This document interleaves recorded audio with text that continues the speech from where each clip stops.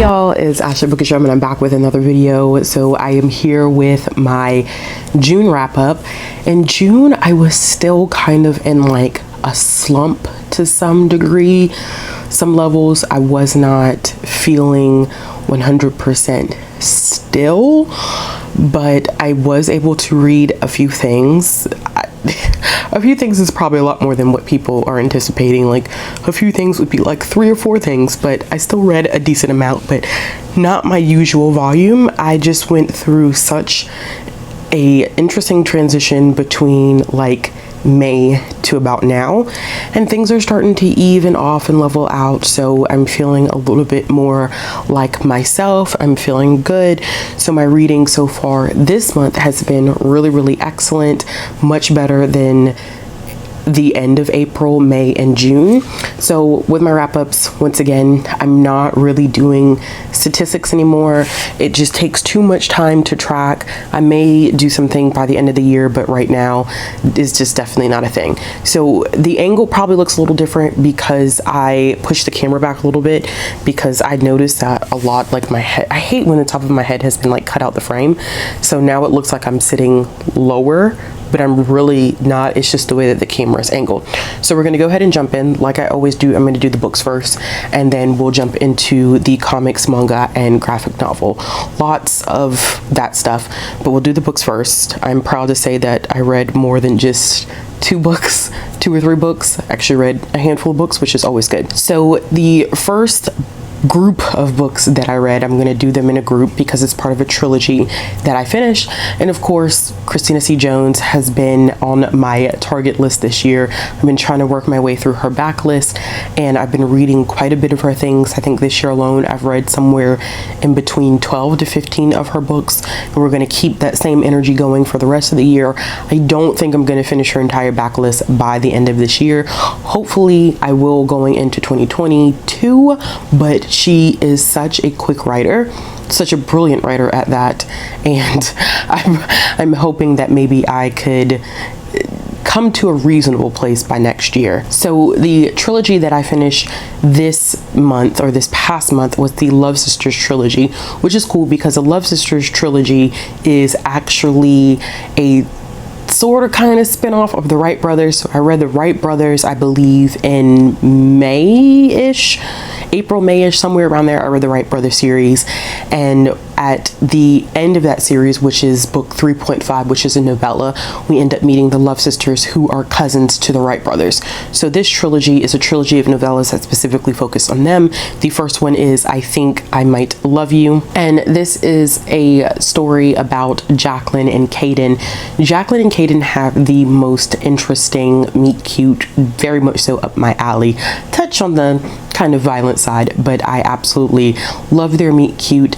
Definitely more of like enemies to lovers type of situation going there, but Jacqueline has had a lot of issues in her past, and she ends up meeting Caden, who is a vet. They do not like each other at first, but they really do get to know each other, and I just love the way that he appreciated her in terms of looking past any mistakes that she had made. And he brings up a good point in pointing out, which is kind of redundant, but he brings up a good point by showing Jacqueline that sometimes knowing people, having certain status, having certain wealth, erases issues that you've had, and no one is perfect. Everyone has skeletons in their closet, and he does this in light of family not being extremely receptive to Jacqueline, and I really love that. The chemistry was great. This was well written, great pacing, especially because it's a novella. Novellas have a tendency not to have good pacing because they're so short, and it's usually no fault of the author. I mean, writing a captivating, intriguing, and great story in 100 pages or less is not an easy task. I don't really care how you flip it, but Christina C. Jones is really good at it. So one thing that stood out to me was that I did not feel like this was rushed. I didn't feel like it was really insta love. I felt like this book was a little bit longer than what it actually was. It was a quick listen, absolutely adored it, and I ended up giving this one 4 out of 5 stars. The next one in the series is I Think I Might Need You, and this one is about Joya and Teddy. And Joya is an influencer, and Teddy is her ex. They were childhood, high school sweethearts. they broke it off, and Joya gets some very interesting news. I don't want to spoil it. And Joya, it was a different shift from the first one to the second one. Joya is quite annoying in some things because there was a situation that happened that definitely could have been worked out much earlier. Especially as a reader, you kind of figure it out pretty early, and it could have been worked out. And Joya in some ways is just not as likable as Jacqueline, so this one wasn't as much of a hit for me. It was still good, don't get me wrong. Ended up giving this one 3.5 stars, but Joya as a character was much more difficult to adjust to. But one thing that this book did very, very well is that it addresses the idea of boundaries in terms of social media. So with Joya and Teddy both being influencers via social media, there are people who are their supporters, but in supporting them, they forget that they're human and they have personal lives, and there's boundaries that need to be drawn, and that it's okay for people to set those boundaries, especially in parasocial relationships. And I think that this is something that I haven't seen a lot in just books in general. I haven't seen a lot of discussion about parasocial relationships, how that affects the influencer. And I think reading that as someone who's a part of social media, it really, really resonated with me. And not necessarily like calling anybody out or saying anything, but sometimes people don't realize that what you present on screen is not 100% your life or who you are. You limit what you want to share and what you show people via a screen. You don't want your entire life to be on display.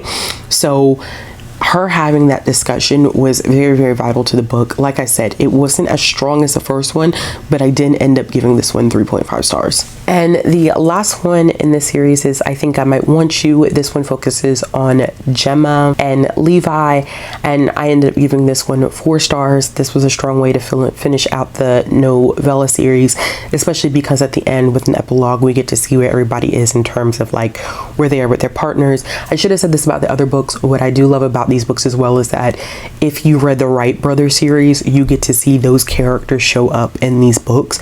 So if you haven't read the Wright Brothers, I highly recommend reading that because you'll get a good appreciation for the entire family at large. But this one, I think I enjoyed a lot because Gemma lives kind of an unconventional life. She spends a lot of her time traveling.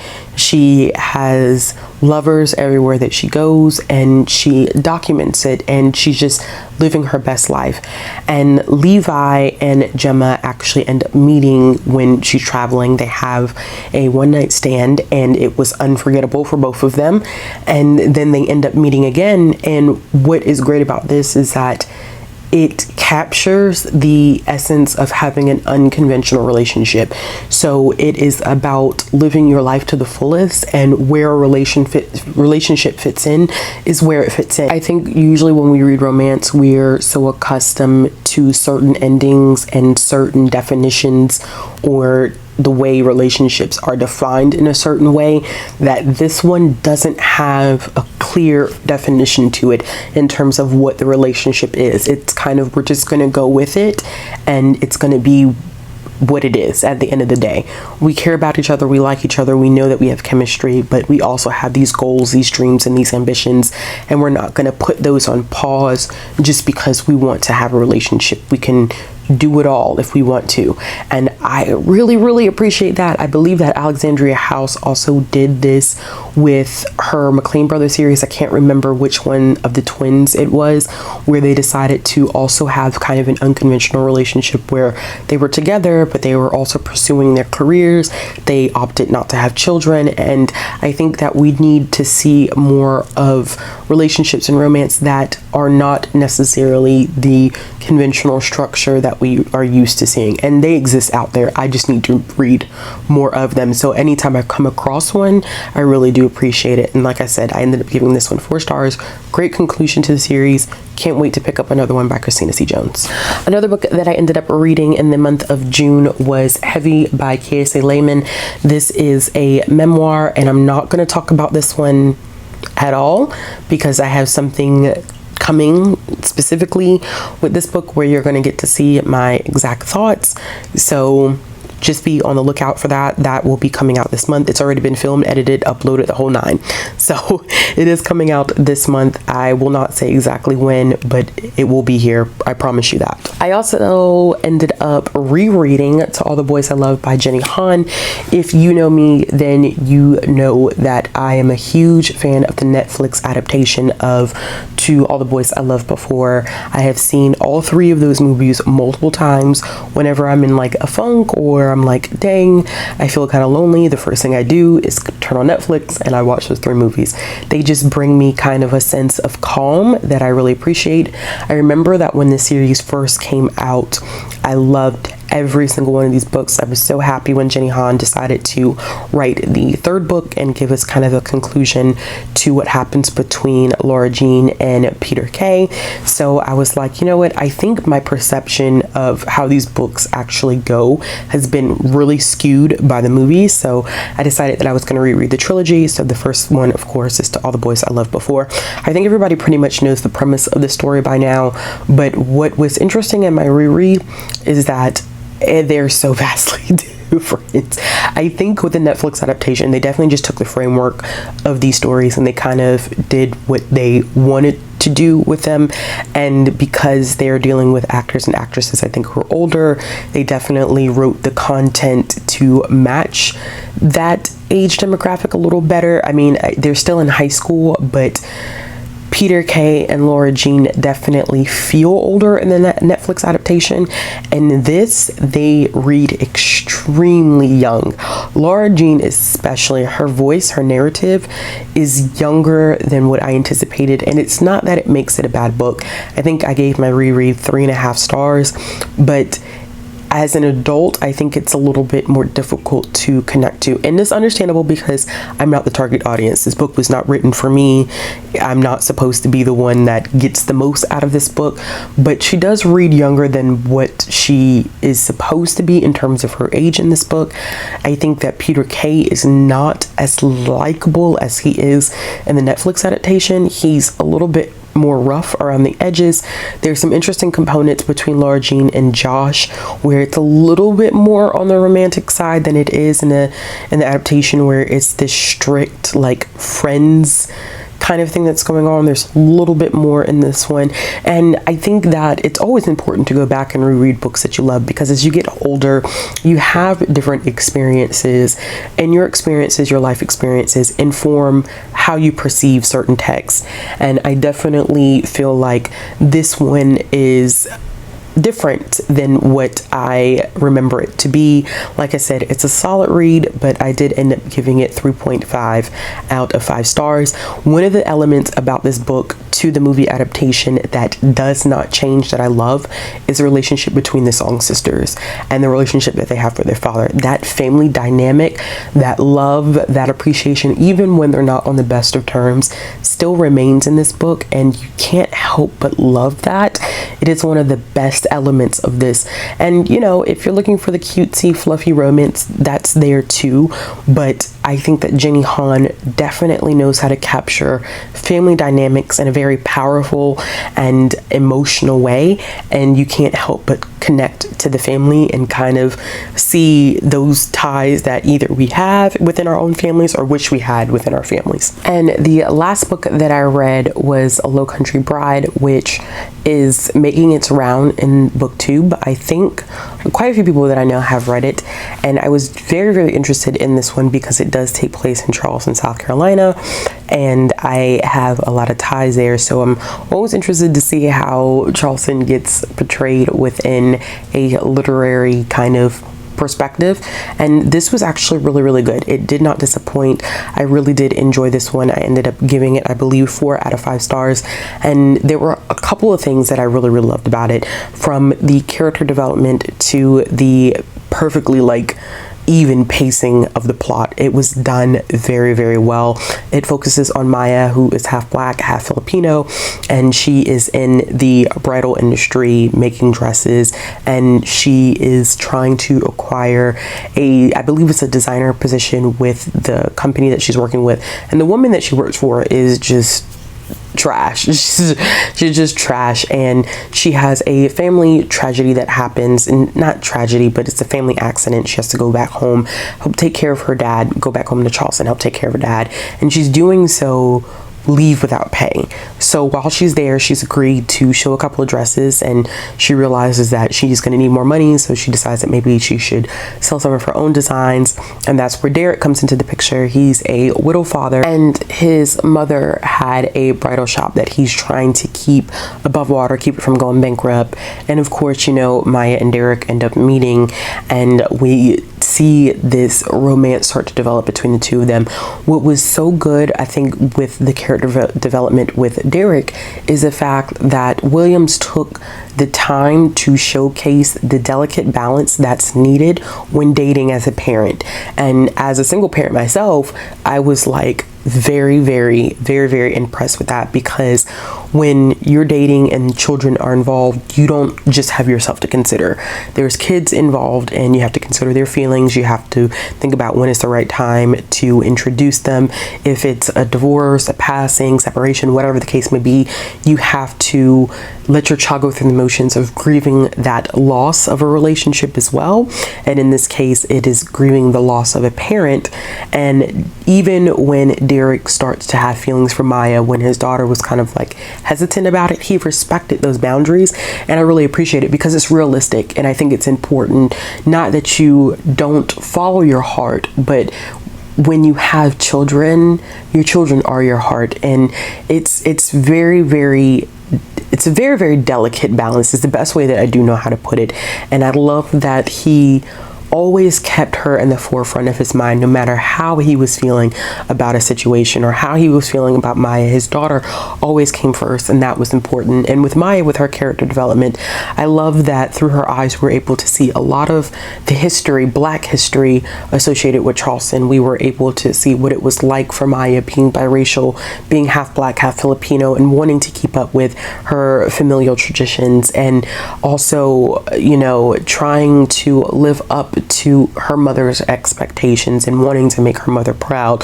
And then there is disability representation that I think is done very well, and it creates this kind of hesitancy in Maya, but it's very realistic. I think that Williams did this in such a brilliant way that everybody just felt real.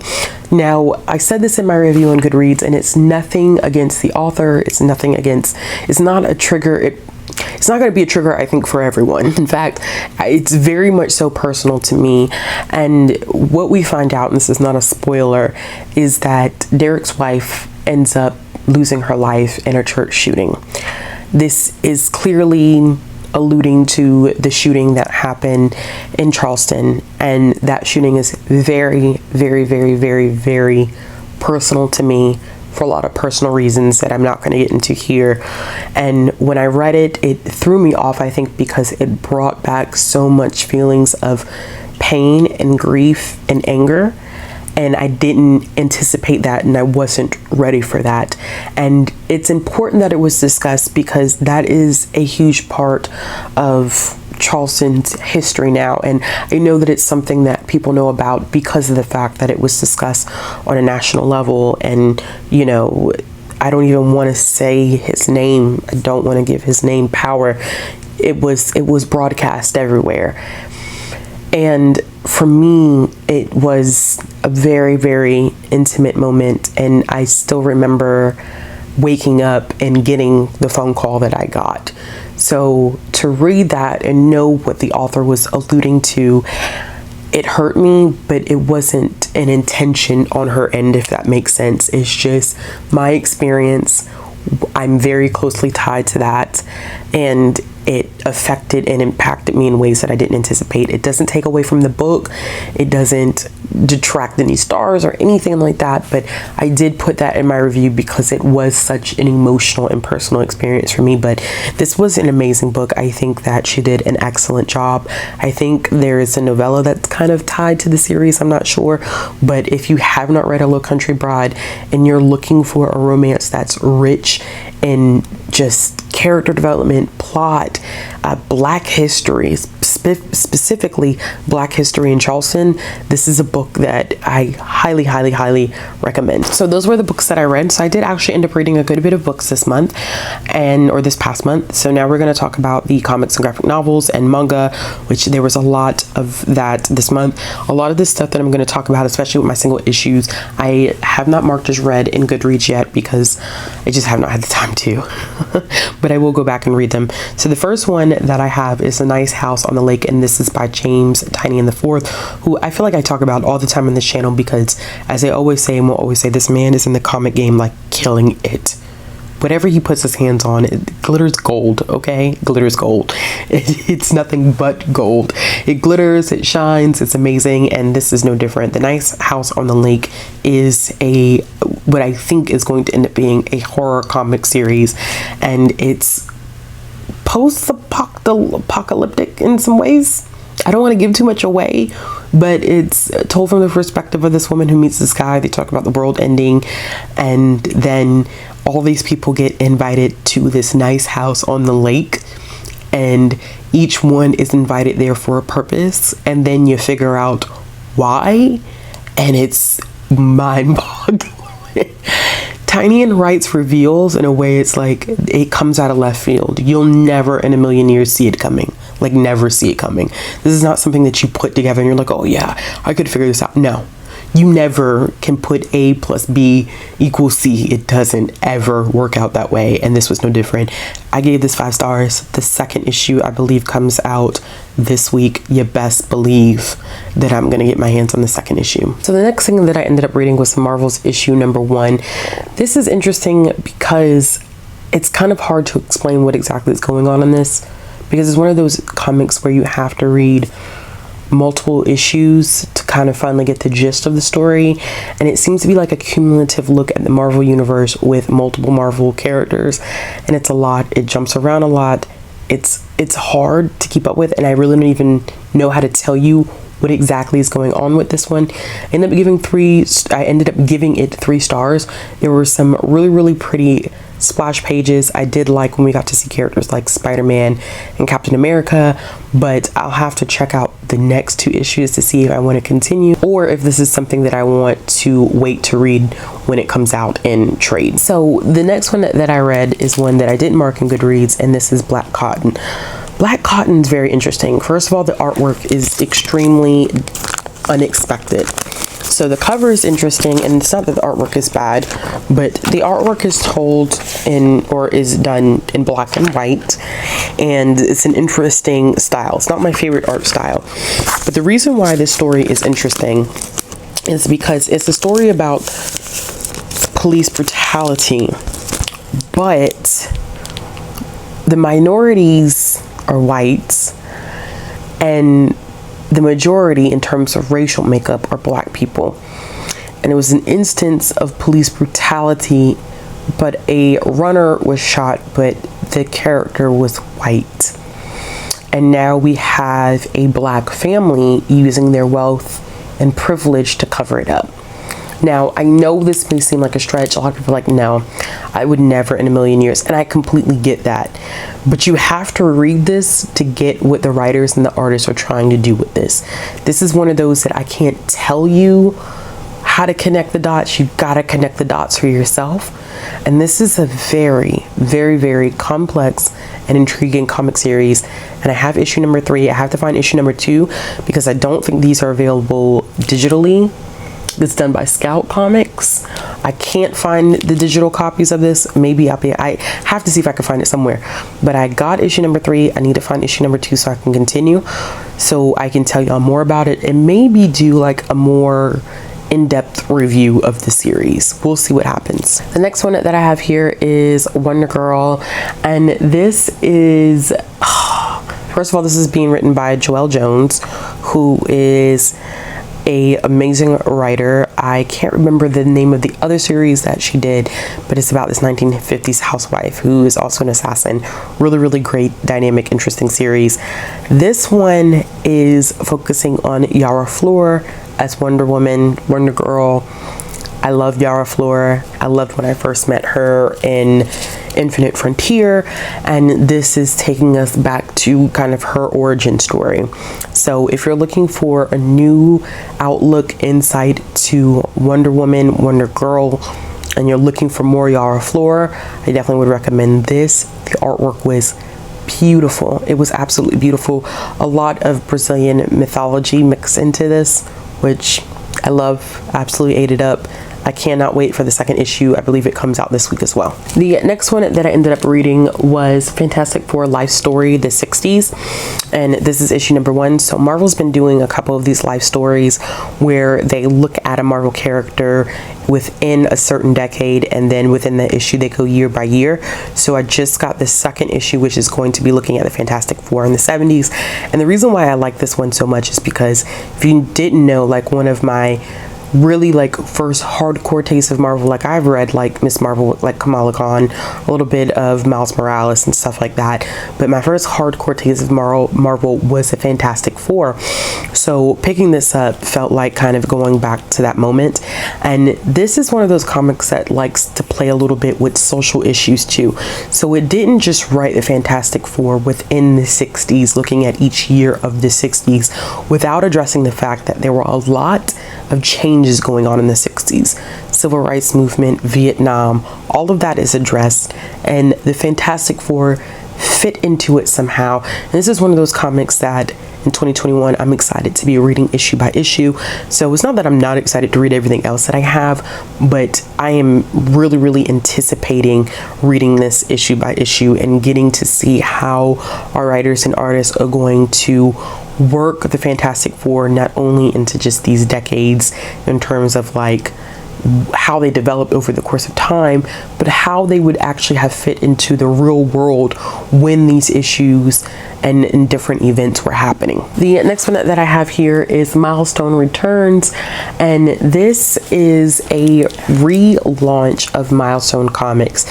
So Milestone was done back in the 90s, and it was a way to get black characters, black artists, black writers into the game.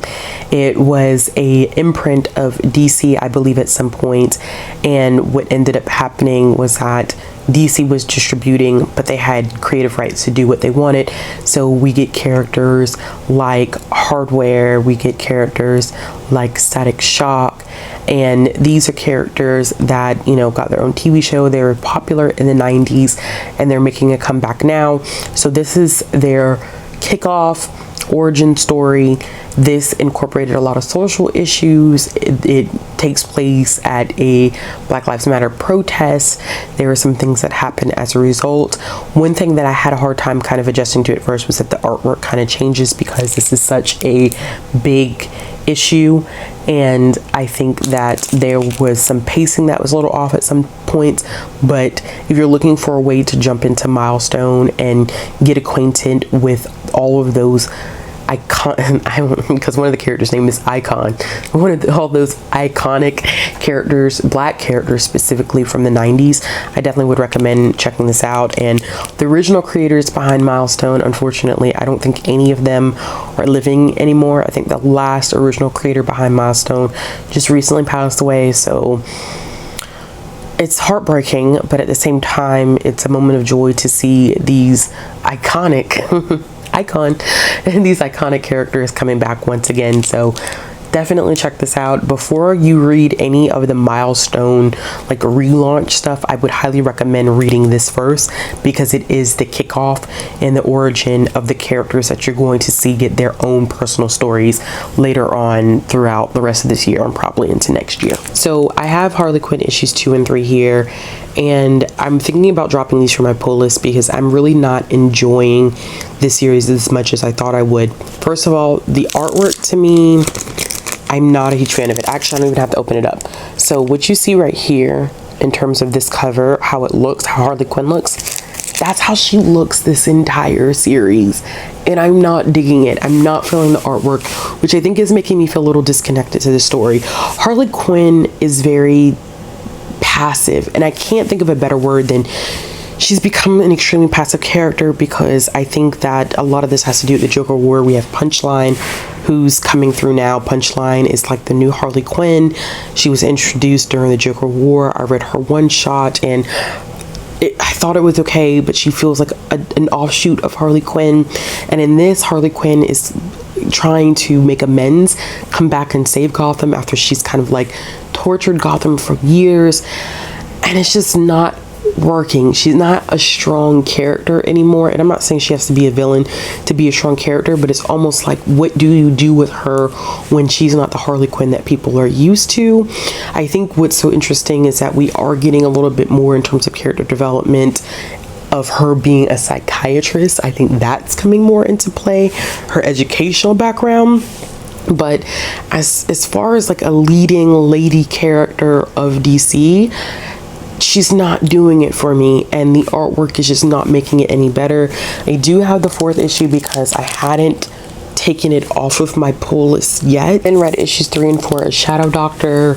Shadow Doctor got dark real quick, so if you haven't heard me talk about Shadow Doctor, if you don't remember, Shadow Doctor focuses on this black doctor who wanted his own firm or own practice, couldn't get his own practice because he was black. No bank was going to give him a loan, and even then it was like, what patients are going to come to you? And so he goes to Al Capone to get a loan, and Al Capone is like, are you crazy? You want me to give you money? I give you money. Like, it's a cycle you don't want to be in. And then somehow Al Capone's mother gets involved. He ends up giving him $1,000 as a loan. We end one issue where this, there's this huge explosion, and one of Al Capone's men is about to die. And it's kind of like we enter into issues 3 and 4 with him being forced to save Al Capone's goons at the end of the day. So it's an analysis of how he gets caught up in this cycle of it being kind of like a mob war that's going on. And because he has low-key become indebted to Al Capone, he continuously feels like he has to work for him and his goons. And he feels bad because by doing this, he's saving the lives of these men so they can go out and kill other people. So it's this continuous cycle of save them, they kill people. They get hurt, save them, they kill people. So he feels this level of guilt, which is completely understandable. But it was something about the way that the 4th issue ended that I absolutely love, because it's this fear that black people have of doctors, understandably. Still to this day in 2021, could talk about the vaccine, I won't get into that, but the way that black bodies have been treated by doctors, there's always been this like communal fear of doctors, and understandably. And even with someone who is black and a doctor, it's still kind of like, no, you know what they do to us, like, I just can't trust you because you're probably like one of them. And that gets addressed, and it's a beautiful ending to in that aspect. There's still this whole like, what the world is going to happen because he's stuck in this endless cycle type of situation. But this is one of the best indies on the market right now, so if you've never read Shadow Doctor, you need to check it out. I also read Joker issue number 4. I'm not going to stop talking about this series. Y'all know good and well I'm not going to stop talking about this series, okay? All right? I mean, 5-star freaking read, y'all. These are 5-star reads. 5-star reads. Joker is absolutely wild, and Joker is heavy on page in this issue, and he is bad. Oh, he's crazy. And seeing him and Commissioner Gordon in the same room, and the kind of the conversations that they have, Joker has no mercy. Has no mercy. This is such a well-written series. Tynion. I've read a few things by Tynion this month, and this, oh my gosh, this, I don't even have the words. Just know that if you have not read the Joker series, what are you doing? What are you doing with your life? I also read Batman, the next Batman Second Son, issues 2 and 3. Issue 3 is somewhere around here. I don't know where it is. But this is about the next Batman, Black Batman. But issues 2 and 3 were interesting because issue 1 kind of gave us this backstory about this family, and Jace, who's our main character, doesn't really fit in with his family. We don't know why. There are some issues. His dad is trying to work out some cover-ups. They clearly have money. His dad, I believe, has like, he owns like Wayne Enterprises now, so he's extremely wealthy. That's why Batman is broke. But in issues 2 and 3, we find out why the family has so many issues. They have a lot of issues, and this is post Joker War as well. And the reasons why they have so many issues and why Jace is not 100% welcome in his family, crazy. Crazy. But it's amazing what Ridley is doing is making the commentary of families will do anything to protect their own sometimes, especially those with money. And this is no lie. And I commend Jace for what he attempts to do in these issues. But when your family has so much power and that wealth, you kind of can't fight against them. And my lipstick matches this cover. Ding, ding, ding. You can't fight against it, which is awful. So I'm scared to see where this is going to go. This took a turn that I wasn't expecting. I don't know why I thought Jace wasn't really getting along with his family, but when it's revealed, I was like, oh shoot, like you got in some big boy trouble type of situation. So yeah, also if you have not picked up the next Batman, definitely pick it up. John Ridley is the same writer of 12 Years a Slave. He's also going to be writing the new Black Panther because Ta-Nehisi Coates' run has ended. So John Ridley has been doing some good things with DC. Can't wait to see what he's going to do with Marvel. I also read Heroes Reborn issue number 1. This is really interesting. Heroes Reborn is a look at what would have happened if the Avengers never existed. And we have some different characters who are here because the Avengers don't exist, and they prove to be a very interesting dynamic. However, there's another character who I'm not going to say knows that something is wrong with this timeline. Something about this is not right. Something about this timeline is not right. And nobody is being honest. There's one other person who knows that something's not right, and he's not saying anything. So it is kind of like battle of these two individuals knowing what's up. Nobody wants to be forthcoming and upright about why the Avengers don't exist. This is like a mini series that that Marvel did.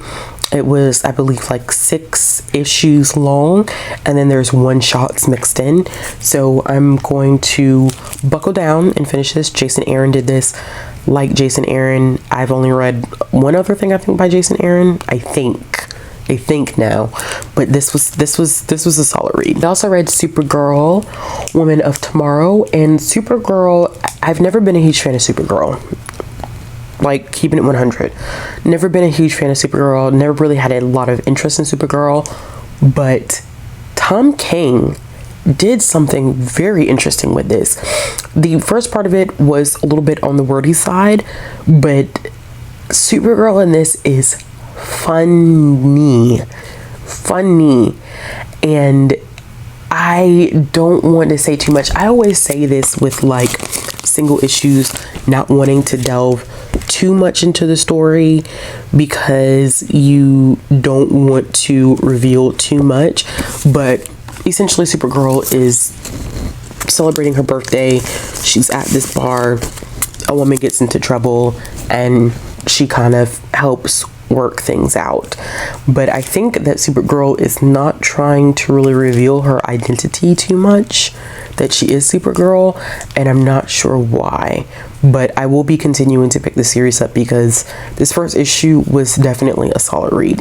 And the last single issue that I read was Static Season 1, issue number 1. This is part of the Milestone return, so we get to see a little bit of Static Shock's revival. This literally picks up right where Milestone Returns leaves off. So that's why I said, like, if you did not read that issue number 0, this is probably going to confuse you because it takes stuff that happened from that and it develops Static Shock as a character. So clearly he's able to hone in on electricity. He's dealing with some things that teenagers typically deal with when they're in high school. Namely, with him, it's dealing with a bully. He's dealing with some interesting family dynamics, familial expectations, dating stuff. But I think it's a good, solid revival of him as a character. It's great to see Black youth comic characters, especially for kids growing up now who want to see themselves in comics. And of course, we know that comics still, the comic book industry as a whole, is trying to become better in terms of diversity, but they're still working on it. But seeing stuff like this is really, really important. And the last 3 things that I read were, first, Something is Killing the Children, volume number 2. James Tynion making an appearance again. 5-star read. Did not disappoint. Of course it did not disappoint. James Tynion is a gifted reader. Something is Killing the Children is an iconic series. If you have not read this series, I need you to pick it up. It literally is about this town in which these creatures are killing the kids, and Tynion does not hold back in saying just because they're kids, they can't get killed, because they sure enough die left, right, and center up in this book. So of course we have this main character right here. Her name is Erica Slaughter, and Erica comes to town after she gets wind of what's going on. There's a boy from the first volume who witnesses his friends dying, and he's struggling a lot with survivor's guilt. And he pairs up with Erica. Erica's gonna save the day. Some things go wrong, some things go bad, and now there are 5 babies, like these creatures who are bloodthirsty, literally bloodthirsty. So Erica belongs to this group. It's a mysterious group. When you read this volume, you still don't really know much about that group. It's a little bit that's getting revealed piece by piece, but it's kind of alluded to that Erica has gone a little rogue, and she has a little bit more compassion for the average human than the group that she belongs to, because they sure don't have any compassion whatsoever. And Erica is determined to like stop this, to make this end so these kids stop dying. It is not always an easy read in terms of like how graphic it can get in nature, but the artwork is so beautiful. It complements the story so well, and these adults have no idea what to do. They feel like it's an animal, they feel like it's a serial killer, and then they don't know how to control it. And even Erica is kind of lost on how to control the situation. So ready to dive into volume number 3, because I actually started picking up the single issues of that because it's so daggone good. I also started the series A Girl Called Echo. This is volume 1, specifically follows Echo, and Echo is going to the school. She's trying to learn more about her cultural background, and what ends up happening is whenever she's in history class, she actually travels back in time, and she is able to see the beginnings and the endings of the Pemmican Wars. What I liked about this is that the artwork was breathtakingly beautiful, and a lot of this is told just in art. It's not necessarily told with a lot of words, which I think is good because it requires a lot of inference in putting pieces of the puzzle together. One thing that I did not like about this is that when Echo goes back in time, no one questions like how she's dressed, like you look like you're not from here. Like that's never really brought up, and I think that's kind of a strange element not to address in a time travel story. So I think that this could have afforded to be a little bit longer. I appreciate definitely the historical background behind this. I think that it's a very interesting, important story that is not told in history books traditionally. I did not learn about a lot of this stuff in history class. Some stuff you see if you you go to post-secondary school, college, university, and you learn more if you are a history major.